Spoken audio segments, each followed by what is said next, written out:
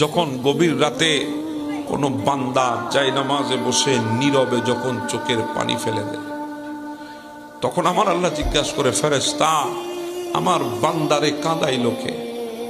বলে, আল্লাহ আপনার বান্দার হৃদয়ে অনেক কষ্ট, আল্লাহ আপনার বান্দার হৃদয়টা ভেঙে গেছে, কান কান হয়ে গেছে, মানুষ কষ্ট দিয়েছে তাকে।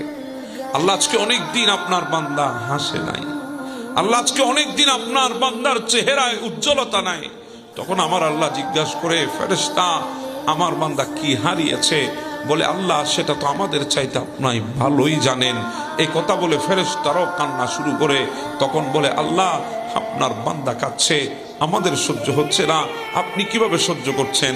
আমার আল্লাহ বলে, তোদের চাইতে আমার দরদ তো বেশি, তোরা তো নিষেধ করেছিলি, আমি তো বানিয়েছি, তোদের চাইতে আমার দরদ বেশি। বান্দা কাঁদে আমি দেখি, বান্দার হৃদয়টা ভেঙে গেছে আমি দেখি। হ্যাঁ, বান্দাকে আরেকটু কাঁদাবো, আমার বান্দা আরেকটু কাঁদুক, হৃদয়ের কষ্টগুলো হালকা হোক, এরপরে আমি এত দেব আমার বান্দাকে দুনিয়া থেকে তাকিয়ে থাকতে হবে, এত বেশি বান্দাকে দিয়ে দেব। সুবহানাল্লাহ, এত বেশি দেব, দুনিয়াকে তাকিয়ে থাকতে হবে।